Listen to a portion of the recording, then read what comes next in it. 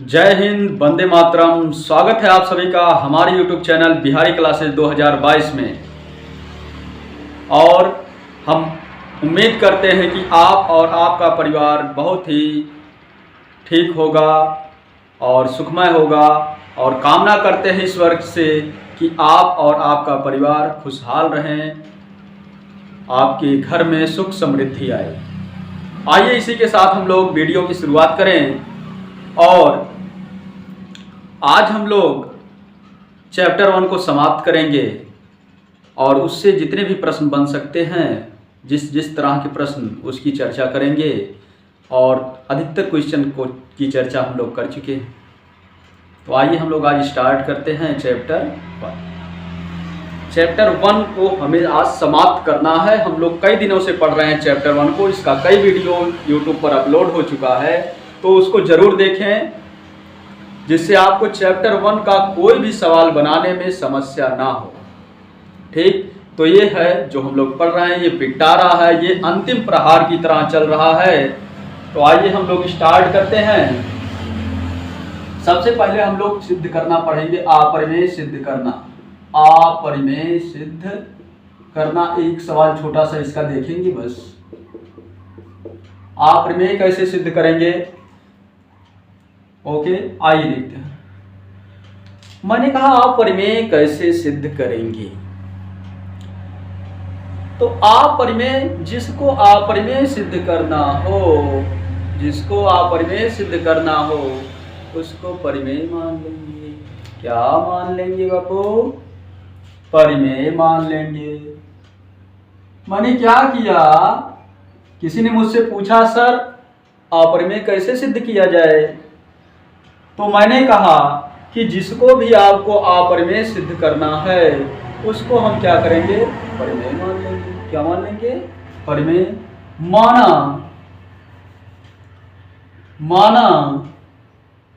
मान लो हमें √3 को दिखाना है। ओके, मैंने मान लिया, माना √3 एक परिमेय संख्या है। माना √3 एक परिमेय संख्या है। ओके, फिर क्या है? माना √3 एक परिमेय संख्या है। ओके, तो मैंने माना कि √3 एक परिमेय संख्या है। अब मैंने मान लिया परिमेय संख्या है। बच्चे ने कहा सर मैंने मान लिया परिमेय संख्या है। मैंने कहा अगर ये परिमेय संख्या है तो इसको P/Q के रूप में लिख सकते हैं। इसके बराबर क्या लिख सकते हैं? P/Q लिख सकते हैं। तो मैंने क्या किया, इसके स्थान पर लिख दिया P/Q। ये जो √3 है इसके इक्वल में लिख दिया P/Q। मैंने उस बच्चे से कहा बेटा क्या करो तुम, जिसको आपने परिमेय माना उसके सामने बराबर लगा के P/Q लिखा जा सकता है, क्योंकि परिमेय संख्या P/Q के रूप में होता है, जहां शर्त है कि Q ≠ 0 हो। ओके, तो बच्चे ने कहा यस सर मैंने लिख दिया, अब बताइए क्या करें। तो मैंने कहा अब अधिक कुछ नहीं करना है आपको, आप क्या करिए, इस दोनों पक्षों का कर दीजिए वर्ग। वर्ग करके थोड़ा सा कैलकुलेशन कर लीजिए। ओके, चलिए आइए हम लोग करते हैं दोनों पक्षों का वर्ग। √3 का वर्ग हो जाएगा इस पक्ष का, यहां लिखेंगे, एक मिनट, लिखेंगे दोनों पक्षों का वर्ग करने पर। ठीक, तो दोनों पक्षों का वर्ग कर लीजिए। चलो देखो, √3 का वर्ग बराबर P/Q का वर्ग। √3 का वर्ग आ जाएगा 3, स्क्वायर से रूट हट जाता है। ओके, इक्वल टू P का वर्ग करेंगे तो P वर्ग, Q का वर्ग करेंगे Q वर्ग। दोनों ही चर राशियां हैं, इसलिए इनका मान, इस पर वर्ग लगा रहेगा। अब एक क्यू को यहाँ भेज दीजिए चाहे पूरे को भेज दीजिए, कोई फर्क नहीं पड़ता। लेकिन एनसीईआरटी में क्या किया गया है, एक क्यू को इधर भेज दिया गया है। मैंने भी क्या किया, एक क्यू को इधर भेज दिया। अब क्या करें, अब आपको भाषा लिखना है। जो जो संख्याएं इसमें हैं, जो जो अंक हैं, जो चर अचर है, उसी को हम लोग लिखेंगे कि ये सभी पूर्णांक हैं। ये सभी क्या हैं, पूर्णांक हैं। ये भैया हमने लिखा, फटाफट लिखिए भाई। चूंकि 3 पी व क्यू, क्या क्या है इसमें, 3 है, क्यू है और पी है। 3 पी व क्यू सभी पूर्णांक हैं, सभी पूर्णांक हैं। ओके,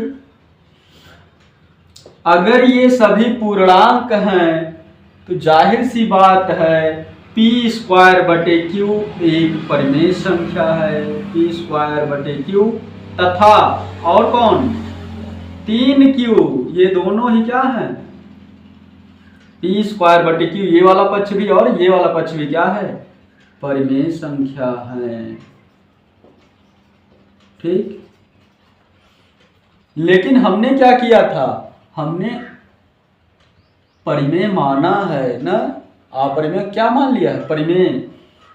अगर ये परिमेय सिद्ध हो रहा है तो हम यहां लिख सकते हैं कि लेकिन इस तथ्य के विरोधाभास के कारण, लेकिन इस तथ्य के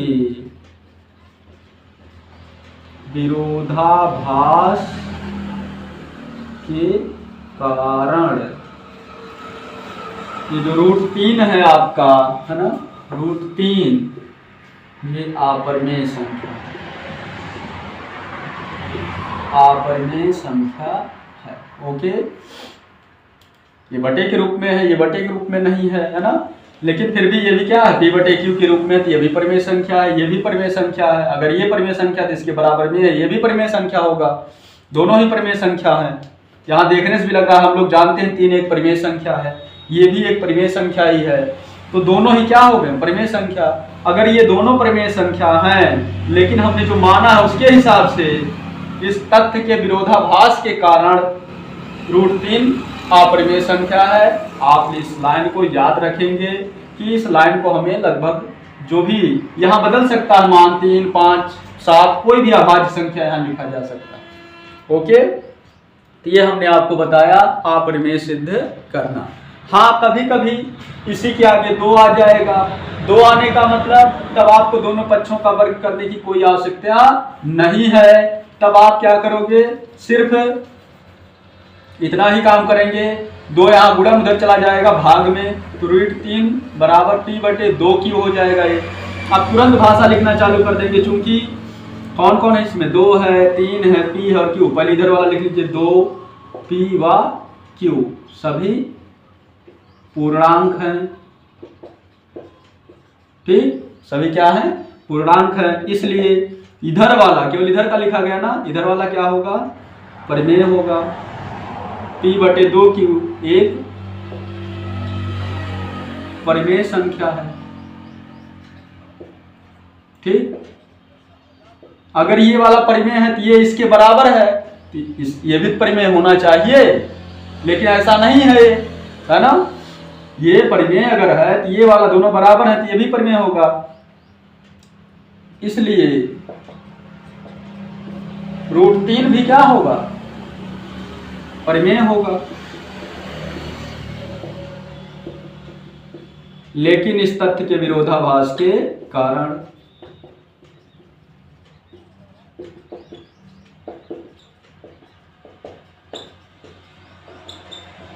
लेकिन इस तथ्य के विरोधाभास के कारण 2√3 अपरिमेय संख्या है।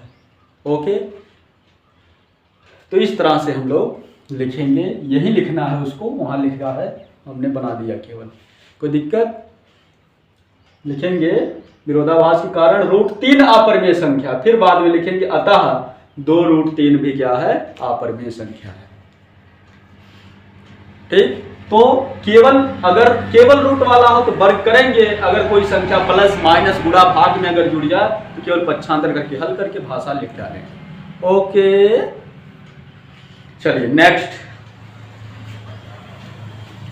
ये हो गया, हम संपूर्ण टॉपिक को लगभग पढ़ डाले हैं जो भी इसमें दिया गया था। हमें भाज्य और अभाज्य के बारे में थोड़ा सा देखना है ना। भाज्य संख्या जो है आप में पूछा जाता है, तो एक छोटा सा सवाल है अंशांक से। 3 गुना 5 3 गुना 5 गुना 7 प्लस 7, ठीक, भाज्य संख्या है क्यों? व्याख्या करना है कि भाज्य संख्या है ना। क्या करेंगे, ध्यान से देखिए, इसमें कितने पद हैं? 2 पद है केवल। प्लस से पहले वाला एक पद, प्लस के बाद वाला दूसरा पद, 2 पद है इसमें। दोनों पद में से कुछ कॉमन है। हाँ, इसमें भी 7 लिखा है, इसमें भी 7 लिखा है, तो 7 हो गया कॉमन। क्या बचेगा? यहां बचेगा 3 गुना 5 प्लस का यहां से 7 निकलेगा तो बचेगा 1। कॉमन मतलब भाग करना, भाग करेंगे 7 से 7 इसमें कट जाएगा, 7 से भाग होगा 1 आ जाएगा। तो 7 यहां हल कर लीजिए, 3 बचे 15 प्लस 1 और 7 गुना लगा के 15 1 16 16 7 112, ठीक, ये हो जाएगा आपका उत्तर। इससे क्या हुआ, क्योंकि देखो 7 दोनों में है, मतलब 7 से 1 कट जाएगा, इसलिए क्या है, भाज्य संख्या। जो एक और स्वयं के अलावा किसी अन्य पहाड़े से भी कट जाए उन्हें क्या कहते हैं, भाज्य संख्या। ये 7 से भी कट जाएगा, अगर 7 से ना कटता 7 कॉमन ना होता, तो 7 कॉमन हो गया, इसका मतलब ये क्या है, भाज्य संख्या है। Okay my dear, thank you very very much.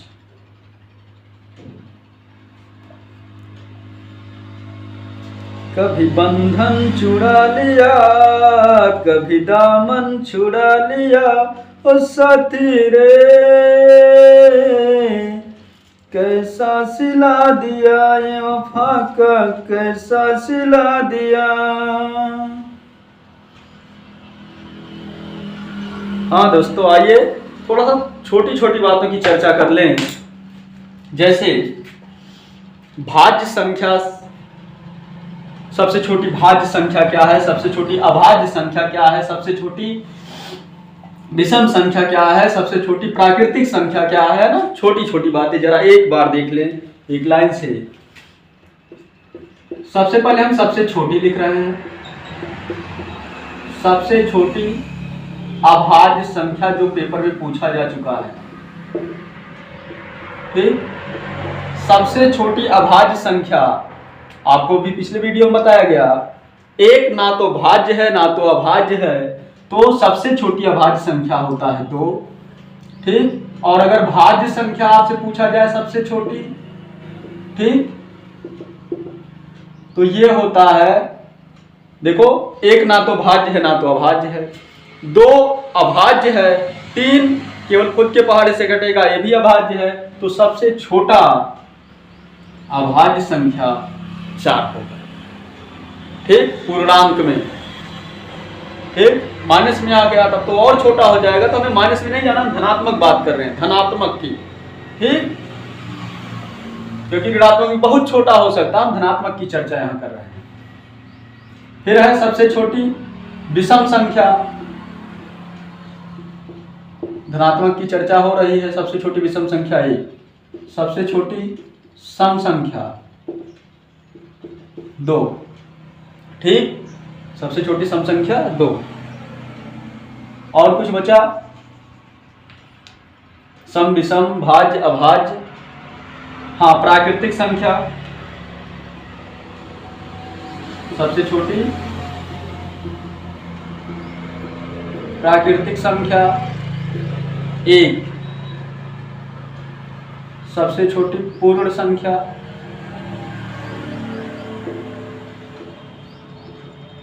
0, ठीक। ये हो गया सबसे छोटी। ओके। अब अगर हम सबसे बड़ी की बात करें तो सबसे बड़ी तो नहीं बताया जा सकता, क्योंकि संख्या बहुत दूर तक होती है, अनंत तक संख्याएं होती हैं, इसलिए हम सबसे बड़ी नहीं बता सकते।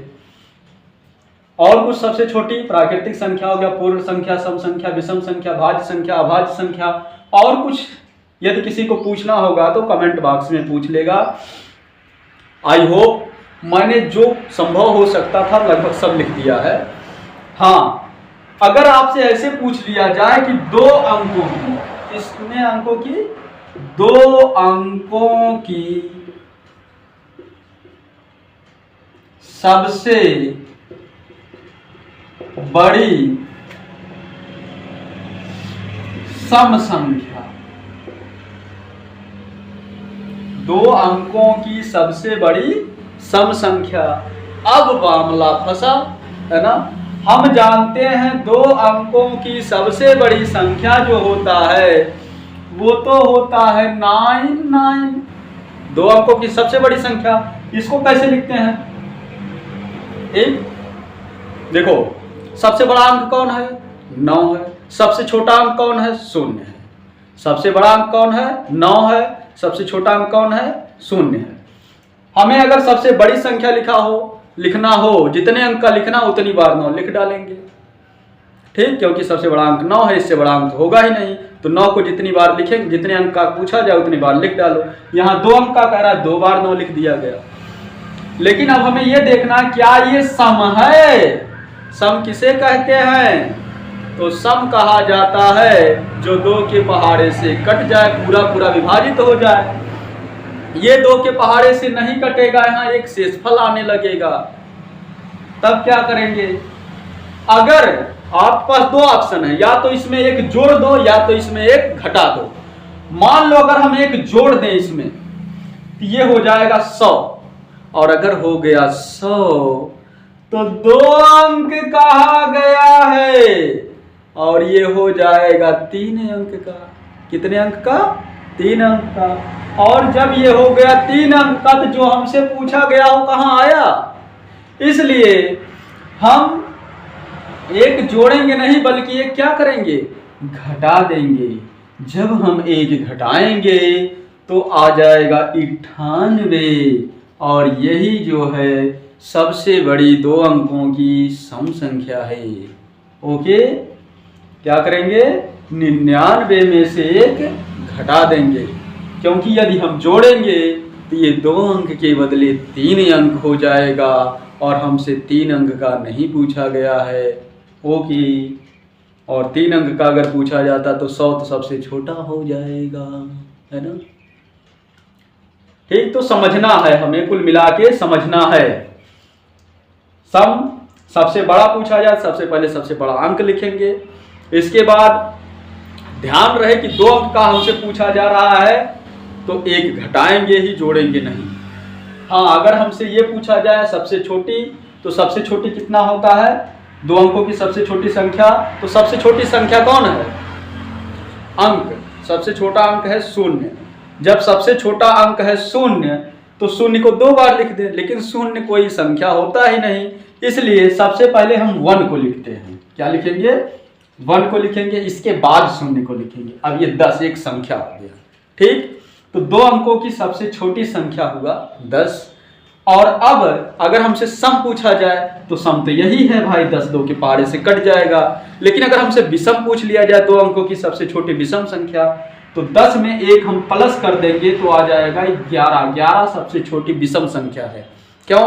क्योंकि अगर हम एक घटाएंगे तो हो जाएगा 9, और अगर हो गया 9 तो अंक हो गया 1, अंक हो गया 1 तो सवाल हो गया गलत, ठीक। ओके, तो इस तरह से आज की वीडियो में बस इतना ही, और इस तरह से हमारा जो पहला पार्ट था वो समाप्त हुआ। बाद में हम एनालिसिस जब करेंगे तो उसमें सभी पार्ट के प्रश्नोत्तर एक साथ रहेंगे, और हम पढ़ेंगे अंशाल में 2018 के क्वेश्चंस, 2019 के क्वेश्चन, और रिसेंटली आए हुए 2022 के question. Okay, thank you. Video को अंत तक जरूर देखिएगा, वीडियो को लाइक और शेयर करिए, जिससे कोई भी बच्चा इस वीडियो को देखने से वंचित ना रह जाए, क्योंकि हमें एग्जाम को पास करना है अच्छे नंबरों से। धन्यवाद, thank you very very much all my children. Okay, thank you.